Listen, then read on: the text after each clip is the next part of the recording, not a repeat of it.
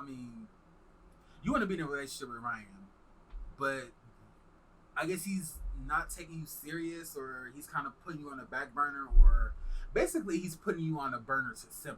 Yeah, if that and makes sense. You should never be a back burner bitch. Okay? But let me tell you that right now.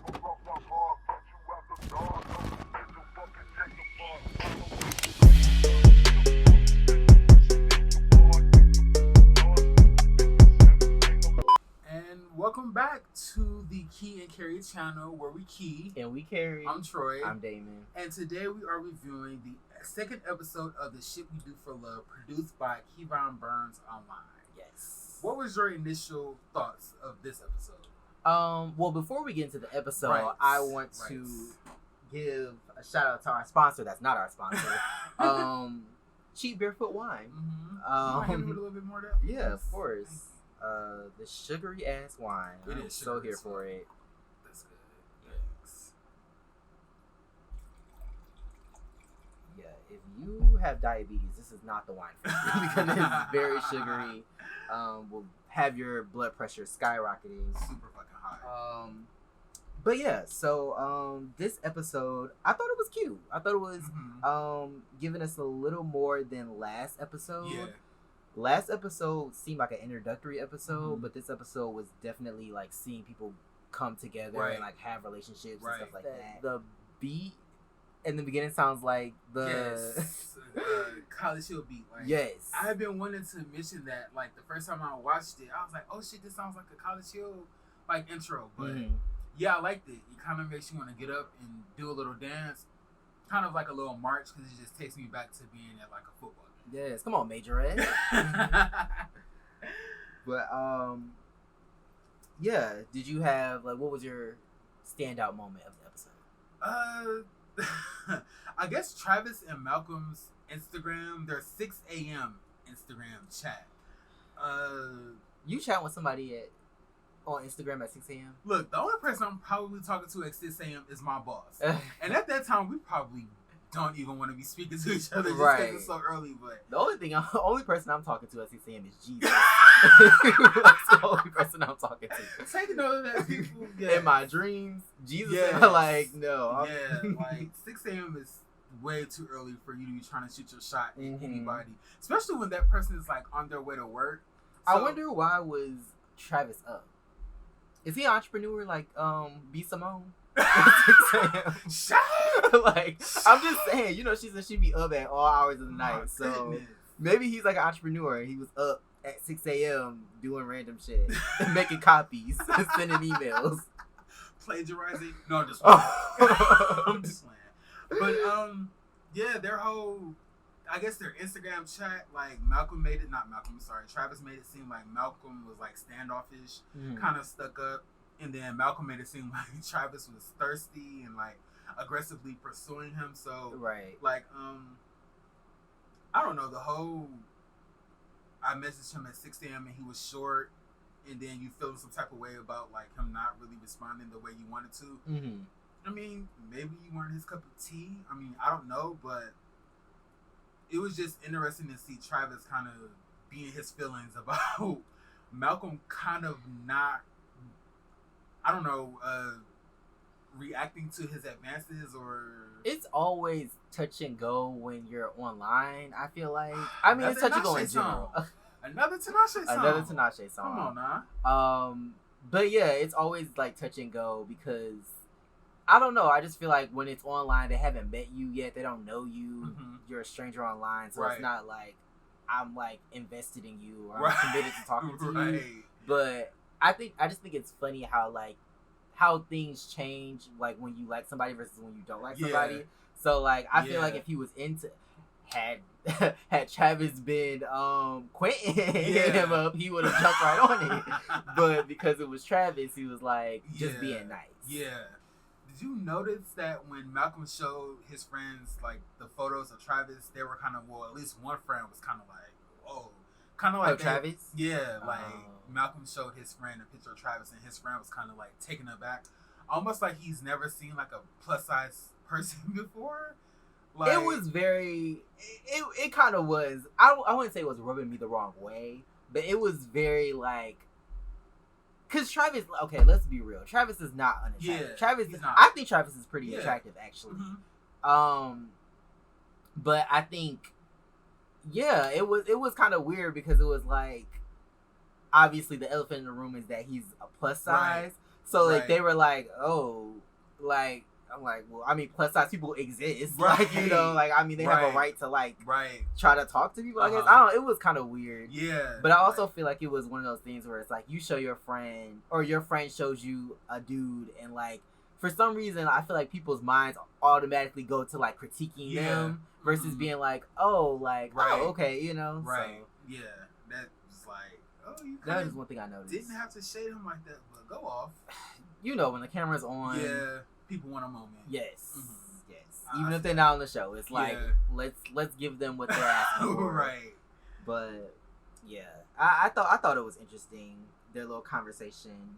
I feel like I've been on both sides of that. Yeah. Like being like, I just want to be nice. Yeah. I don't really want to. I want to let them out easy. And they're like the person where I'm like, okay, they're probably not into me, so let me just move on. But, I'm trying to be the Folgers in somebody's cup. Like, come on now. Like, you caught that? Like, what did Malcolm say? Like, I'm not into Folgers or I don't like Folgers in my cup or something? Yes, he was like, Folgers isn't really my thing. Which, to most people would be like, oh, he's not into me.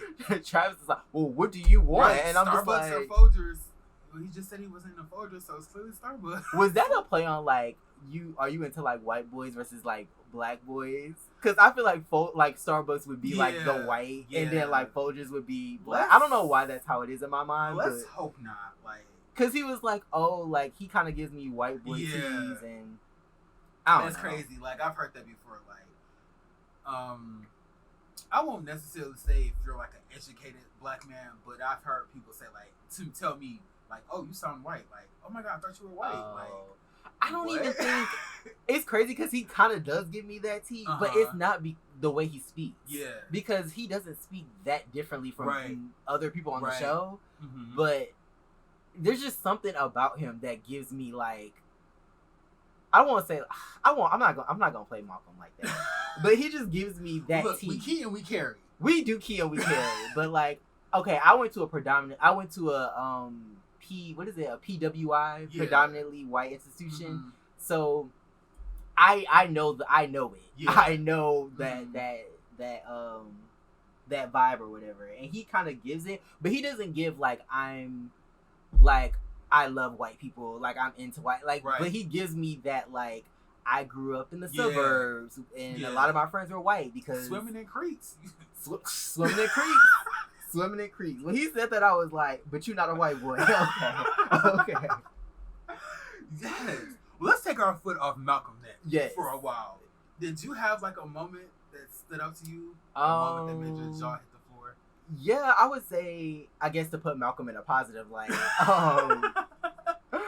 he and Quentin's date. Yeah, that was cute. Yeah, it was cute. You know, they were ice skating, something that I don't think I would ever do again, just because I don't want to fall. Right. I don't want my fingers to be ran over by the blades of other people's ice skates. Ooh, it's a real fear, y'all. Yes. Like, check into that.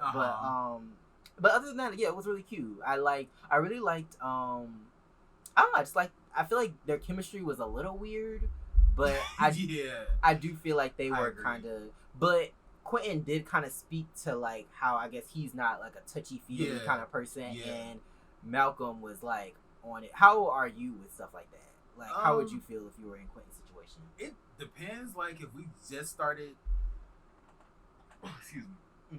I guess if we just started talking or we just met, I don't like to be touched. I'm sorry. Like, that's me. I don't like if we're in a relationship.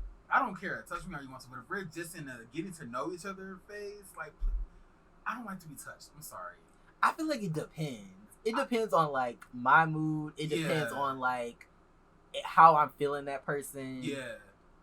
Because, I feel like I've been in both situations where I'm like, ooh, it's too early. Like, don't touch me. Yeah. But then, like, I've been on the other end where I'm like, like, when is he about to, like, you know? I'm like that. I don't like to be I think in this situation, touched. I would, If it was like maybe the third or fourth date, Yeah, we could hold hands. Like I'll put your arm, like I'll put my arm around you, or I like you slight put your stuff. arm around me. Yeah, but like you like when you like somebody, you like go out of your way to touch them, I guess. But like if you like touch my shoulder or like something like that, but not like trying to hold my hand, trying to like I've had people actually try to like play in my beard. Ooh, don't touch my face. That's like level what? 8 of being with violation. Yeah, I've had people like literally just try to play in my beard.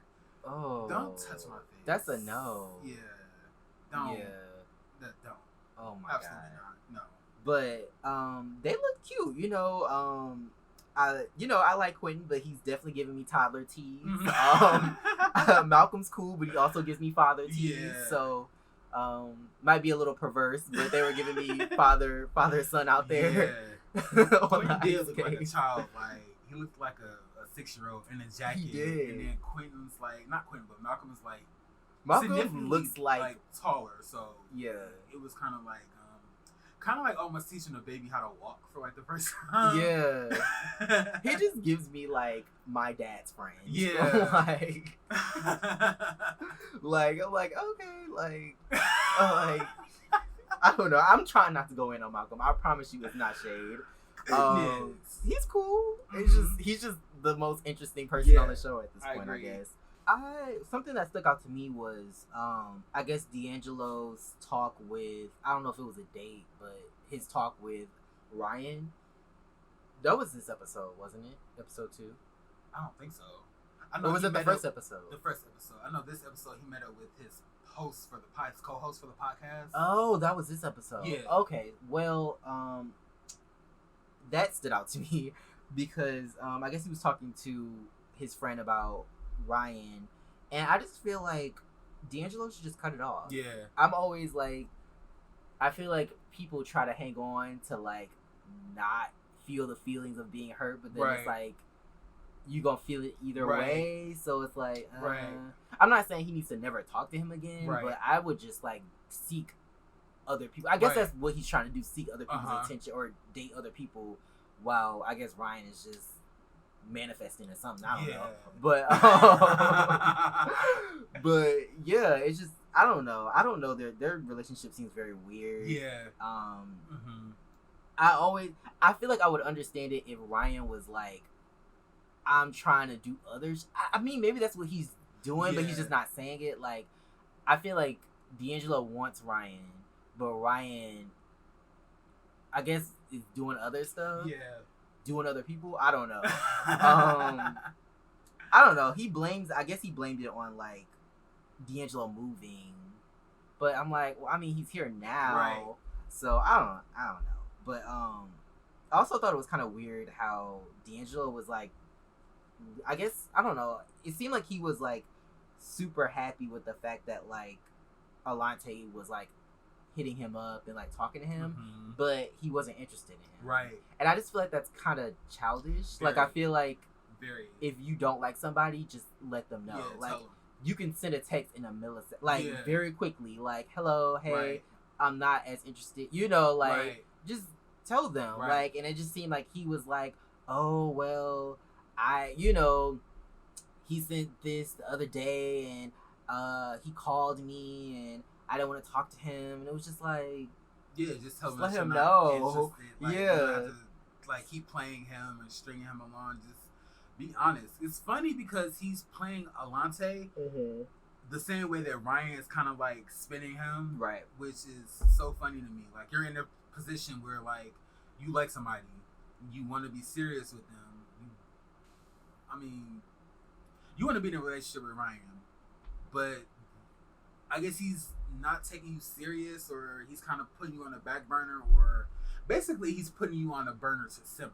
Yeah, if that makes sense. You should never be a back burner bitch. Okay? Let me tell you that right now. I am no back burner bitch. No back burner bitch. All right. But yeah, it's just funny to me that he's playing Alante and Ryan's doing the same thing to him. Yeah. And he's like, oh, well, I want Ryan, but he doesn't know how to communicate, and it's just a mess. Like, stop playing with that dude. Yeah. If you don't like him, just tell him. Yeah, just let him know. Like, grow up. Basically. Essentially. But yeah, those were our favorite moments, and we will be right back with our faves, the shade, and the rest of the show. Yes. So stay tuned. Like that. You hit that like button if you haven't already. We trying to prosper out here. But yeah, we'll be back. Yes. And we're back. We're back with the second part of this episode of the shit we do for love. The shit we do for love. I never remember that. So good for you. But yeah, you are watching Key and Carry, where we key and we carry. And yeah, we're gonna get into our faves of the episode. So who's your fave? My favorite of the episode was Quentin. Like, he seems kind of, I won't say childlike.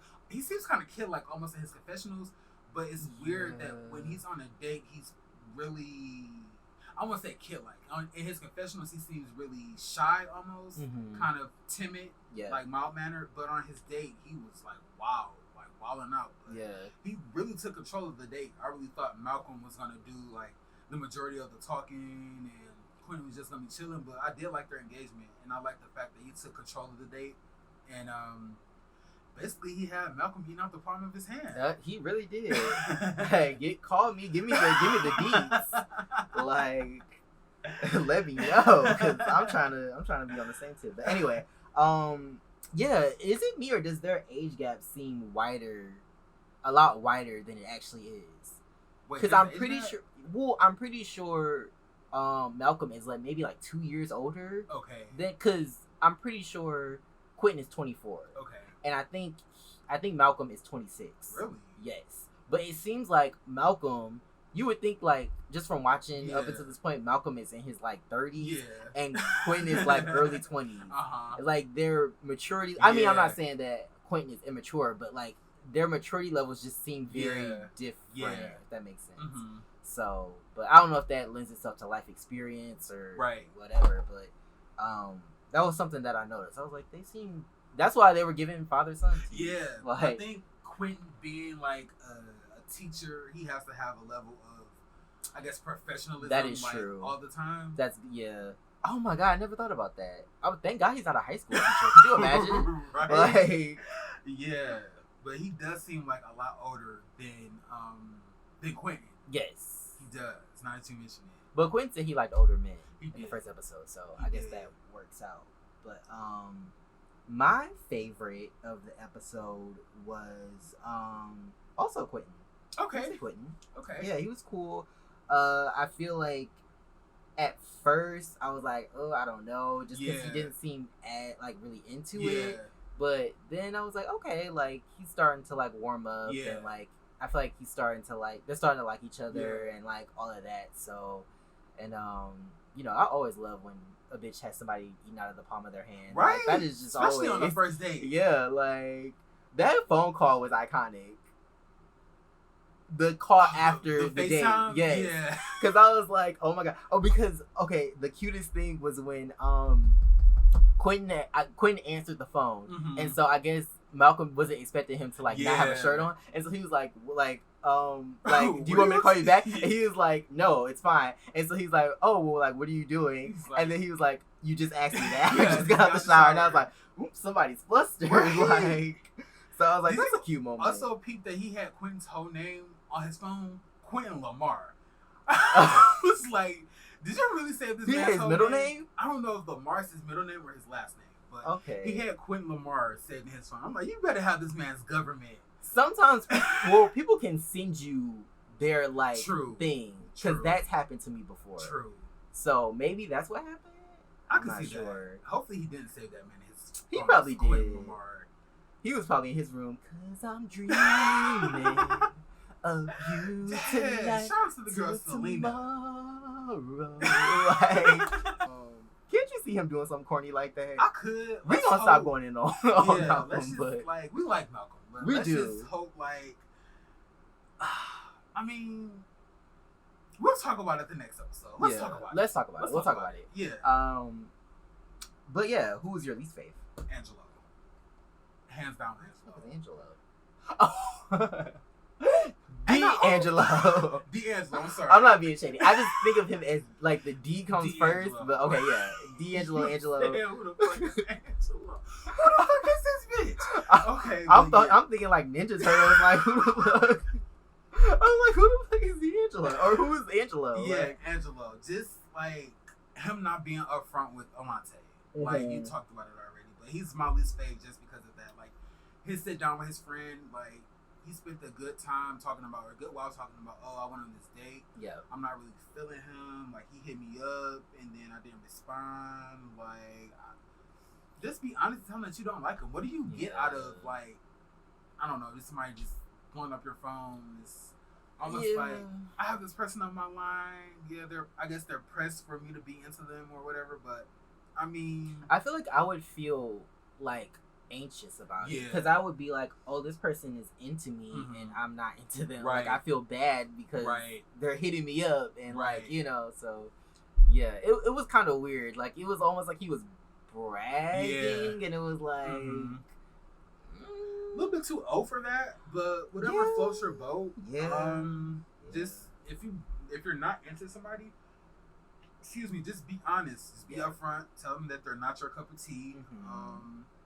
And all that good stuff. Just don't string people along. Like, it's weird saying this because the first episode I kind of agreed with him when he talked about the titles and how it changes shit. Yeah. You need to put a title on shit, people.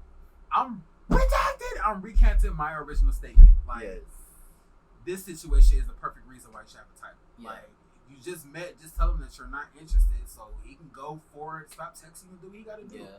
I think a lot of people operate under the assumption that, like, well, if I just ghost you and I stop replying, you'll get the hint. Yeah. And it's like, well, be a man. Like, say what you... Why can't you communicate that? Right. You know, like, why do you have to just stop communicating with this person? You know, like, it's just weird to me. But, hey, it is what it is. But, yeah, he was also my least favorite. Okay, that's 2 for 2. Just for that, yeah, that exchange was weird. Yeah. And I feel like his friend also felt like it was weird. Yeah. I'm sorry to cut you off, but it's funny that he's like, Angelo isn't really my type, so I'm going to play him. And then he goes and talks about Ryan to his friend, like, well, I don't really know what we're doing. You know, he's not really vocal about, like, what he wants. But you're doing the same thing, Alante. So it's funny. Yeah. It's clear. And I don't know. Like I said, no shade to them, but as soon as we saw who Alante was, I was like, this ain't gonna work out. I was like, unless they about to do a plot twist, like, you know, somebody about to show me a side that I haven't seen yet. But I was just like, you know, like, I don't like to assume, but I did, and I feel like I was kind of right. You know what I'm saying? I was just like, they're not gonna make it. You know why. But yeah, I thought it was kind of interesting. But yeah, he was my favorite. What about your look? What look did you like? Quentin on the date night with Malcolm. I like the puffy jacket, the ripped jeans. Yes, I really liked it. And the bag. He also, his phone case matched his bag. Like I didn't know that until he was until they got off the ice rink or off the the skating rink. But his fit for the night, I like the jacket because I like a puffy winter jacket. Yeah. And then I liked his jeans and the bag and the phone case that matched the bag. So that was a look for me. I like the jacket. Also, I just want to go back real quick to the last segment. It really rubbed me the wrong way that Travis was snapping at the waitstaff. Like, oh yeah, don't snap at waitstaff. Wait. Like, I think that was what was that? The next episode. Oh, was it the next episode? Redacted. My bad. Bear with it. My bad. We are some fools. They should have never gave you niggas technology. They should have never gave you niggas cameras. We'll scratch that. But anyway, what were you saying? Oh yeah, the date night. I finished my look, but Quentin's date night look was my favorite look of the episode. Okay. I think D'Angelo, hope it was this episode.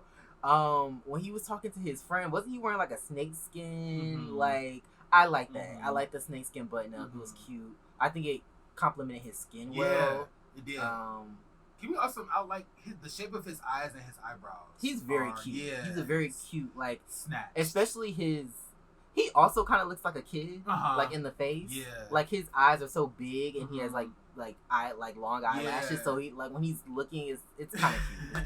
It's also cute the way that he talks. Yeah, he has like that southern way of talking where they talk really fast, and like it's cute. Yeah, you know, he was my least favorite, but you know, gotta get credit where credit's due. But yeah, I really like that outfit. I really like that. Yet another person wearing snakeskin. Where? Is snakeskin 2020? Yeah. Or listen, people, print in a solid. That's all. Print in a solid. Yes. Print in a solid color. You gotta really be careful with monochromatic, you know, patterns because it can go wrong real fast. It goes so wrong. Sometimes when I see too much print, I get nauseous. Just thinking about a particular somebody and too much print, it's just making me nauseous. Different show. But yeah, what was your messy moment? My messy moment was Quentin's piss at you comment. Do not like snakes. I don't like the ones that hiss at you, but they're different from the ones that piss at you. So, hey. Now, I could understand if you said I don't like snakes that hiss, but piss. But the piss at you part is what threw me off. Is he into golden showers? Maybe he is. I mean, look, whatever floats your boat. Yeah. But that just threw me off. He was like, I don't like snakes that hiss at you, but maybe he didn't want to say the other thing, the alternative. Squirt. Yeah, maybe he thought that was too dirty. Piss is way worse than. Is it? Hell yeah. I don't think so. Piss. Kids piss. Kids know what like peeing is. Okay, there's a difference between a child urinating on themselves and then a grown man pissing on you. But like peeing is like not X-rated. Like everybody knows like, oh, you're peeing right now, you know, versus I don't know. That's how I rationalize it. Yeah. But maybe he's in a water sport. Okay, shout out to Quentin for that. But maybe he's on the polo team. Well, yeah, I can see that. I mean, shout out to you. Do your thing, homeboy. But he was like, I like snakes that piss at you and not hiss at you. I was like, he's into some kinky shit. Maybe. Also, I want to take it back to like the date night when Malcolm asked Quentin what was the craziest thing he did, and he thought about it and was like, what's the craziest thing you done? So you know what that means. Yeah. He was like, I need to see what you done so I can know how to maybe we can gauge balance it. each other. Yeah, maybe. Yeah, but that was crazy. Like, yeah, that comment, I was like, okay. I think Quentin is gonna turn he gonna turn teacher out. Yeah. He gonna turn Mr. Can we call him Mr. Malcolm? Mr. Malcolm. Oh no, I had a teacher in grade school named Mr. Malcolm. Oh. We also have a family friend. Well, our family has a friend whose first name is Malcolm. Oh. We don't know his last name though. But this is called Mr. Teacher. Yeah, I feel like Quentin's gonna turn him out. Definitely. I mean, shit, too late, I guess. But you know. And then the quiet ones, them introverts, is the ones you gotta look out for. That is big facts. So Malcolm that is so way true. Freakier than Quentin, and we not know it. That is very true. You'd be like, damn. Like, where the fuck did this come from? Like, but so that was your messy moment. Yeah. So my messy moment. Did I write down a messy moment? My messy moment. Oh, my messy moment was the butterball comment. Oh, I guess. okay. And like how his friends, his friends were just like, he called you a butterball? Yeah. And then the other friend was like, well, he's probably hungry. I was like, really? And I was like, okay. Yeah, I was just like, all right. That wasn't, but that it was, shit wasn't it's a little messy. Yeah, it was. But yeah, I guess it harps on back to like what you were saying. They were kind of being dicks to him without knowing him. It was a little weird. Yeah. But yeah, that was definitely my messy moment. I was just like, okay, y'all. Like, he doesn't like him. It's fine. Right. Like, you know, but yeah. Oh, also the DMs. It goes down in the DMs. True. Like, yes. But We got a lot of DM monster. Yes. A lot of DM monstering going on. Like Yes. I guess this season. Travis is in Malcolm's DMs. Mhm. Somebody's in Quentin's DMs. We don't know who's in his DMs. Yeah. And then I guess that's all the DM that we know of so far. Yeah. So far. Shout out to production for also FaceTime and Quentin. Like, who the fuck in your inbox? Right. Like, damn, I thought I paid the phone bill. I thought I owned this account. Like, right. Who in your DM? I was like, damn. Like, I know, like, he's a part of the show, but right. Can we have like a little bit of mystery to it? He might have some ballers, some celebrities. You never know. Right. Can't be showing his DMs like right. that. So what was your reality rewind? Ooh, since we're in Atlanta, I'm gonna take it back to the first season of the good old Married to Medicine. I want to delve into Miss Quad, and Mariah's relationship, their friendship. Because first season, we knew that Miss Quad, she's got it. She's got it. To the second season, where Mariah saw Quad throw her Celine bag and say, fuck that bitch. Where do we go from there? How do we get there, people? Do you think that Mariah and Quad had the same relationship that Regina George, I know this is a reality TV, but Regina George and Caddy had on Mean Girls? Mm-hmm. They were kind of friends by association? Well, that, and I feel like Mariah considered herself to be like that girl in Atlanta, just like Regina George. Yeah. And I feel like she took Quad under her wing to like make her into who she is today, I guess. And so it's kind of like they fell out because it seemed like Quad was kind of getting a little, she was kind of competing with Mariah. So it was like, then they fell out. So I definitely saw that, like when I saw the relationship, but also, what season was that where Quad accused Mariah of using cocaine at the reunion? And I'm so sorry, like, drug abuse isn't funny, or accusing people of doing drugs isn't funny, but this moment just stuck out to me because Quad called Mariah like a cokehead, and Mariah was like, cocaine! Like, her reaction to the allegation was just so funny. Like, drug allegations and drug abuse aren't funny. It's not funny, but just Mariah's reaction to those allegations was just so funny to me. Yeah, I mean, and then she did the hair test. Yeah, she did. And I was like, is she gonna wear a wig? I was like, no shade, but I was like, is she gonna wear a wig to this hair test? Because them results are obsolete. Like, my goodness.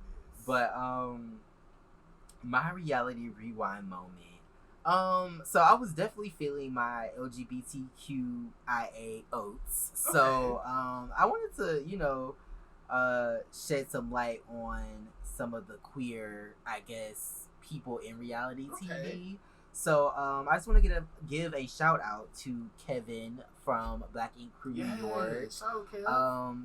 He just seems very cool. I feel like, and this is no shade to anybody who's been on reality TV, but it just seems like sometimes queer people on reality TV come in as spectacles, and they kind of have to be like this. I mean, everybody's acting a fool on TV, but it just seems weird that like the queer people are like, but like they're like acting like crazy, instead of being normal and just fighting and being dysfunctional like everybody else.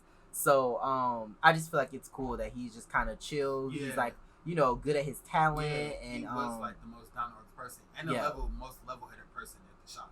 Yes, and and still gave good facial expressions. Still was very there and very active. But yeah, I thought he was like super cool.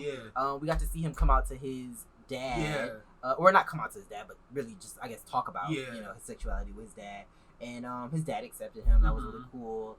And yeah, we just got to see him, live life. He took Sky's man once. That was Faye's man. Who? No, he took two men. Wait, he took Sky nigga? He didn't take her nigga. Well, like technically, oh, was the dude that she wants to have a baby? Yeah, technically, I mean, he wasn't her nigga, but like he took her baby dad. Yes. So shout out to him. And then, cool. What about his hookup with LA? I can catch a cruise. That whole scene just had me. That whole thing was a mood because I was just like, what is happening? Right? Like, LA's hand was on Kevin's thigh. Yeah. And then he licked his finger. I got a hint from Kevin, but I didn't like, I kind of thought, I was like, I think he might be. Yeah. Gay. But I didn't really get it from LA because we didn't really see Right. him on the show. And so like once they were like, you know, intermingling or whatever, I was like, oh, okay. Yeah. Like, so I was like, okay, I'm here for this. I'd watch that video. No, I'm kidding. But yeah, that was my reality one. I'll just shout one person out for right now. So yeah, this has been Key and Carrie. Yes. This has been the second episode. We just reviewed the second episode of The Shit We Do for Love. The Shit We Do for Love. Yeah. And yeah, stay tuned for more content. We'll keep reviewing the show. And yeah, like, comment, subscribe. Do we have a question for the people in the comments? I don't know. Ooh. I guess this is a dating show. I guess what do you look for in a potential spouse or a mate? Like, what are deal breakers for you? Or what do you look for in a spouse or a mate? And then what's a deal breaker for you? Yeah. What's a deal breaker for you? And like, what's one thing that you like really want in a partner? I guess, or you would want to see like if you're on this show, like dating. Like, what's one thing that would stand out to you?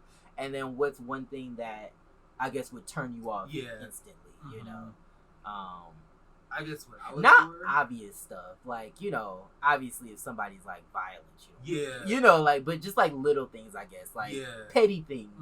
Yeah, let's make it interesting. Petty things that you would, you know. Yeah, I guess I look for. I just like consistency. Okay. Communication. Like, yeah, that's good. That's that. And then one thing that turns me off is hygiene. Bad hygiene. Yes. Bad hygiene. Like, it's 2020. Like, is that petty though?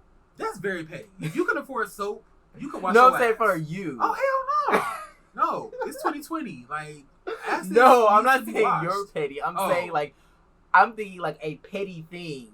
Like something that they'd be like, really, you stop talking to him because of that? Like, probably eating my food. Okay. Yeah. Okay. Don't eat my food. Or wearing my clothes. Yeah, wearing my clothes. Ooh. Don't wear my clothes. Yeah. Do not stick your feet in my shoes.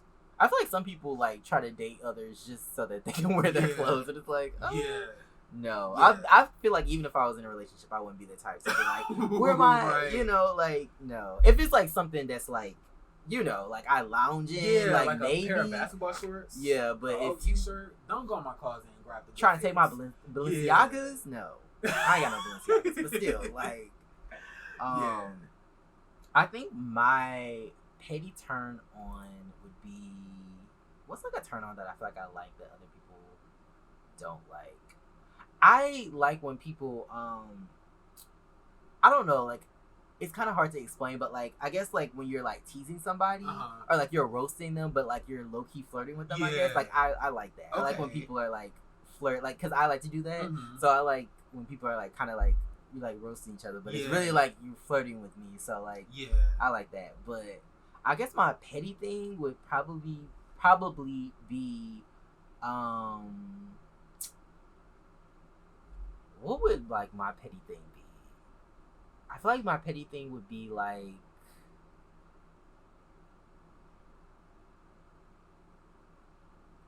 probably if you like are rude to wait, but that's not petty. It's petty. Yeah, it is. If you're rude to wait staff, I know this was in the next episode. Yeah, but if you're rude to wait staff, like I honestly would just stop talking to you. Like, don't snap at wait staff. Don't be rude. Yeah. Tip your wait staff. Always. Like, you know, always, you know, give good, you know, be a good patron, I guess. Yeah. And so when people are rude, it just always turns me off. Yeah. So, yeah. Let us know in the comments. Let us know what yours would be. Your petty turn-ons and turn-offs. Because, you know, we love to be petty. That's part of carrying and keying.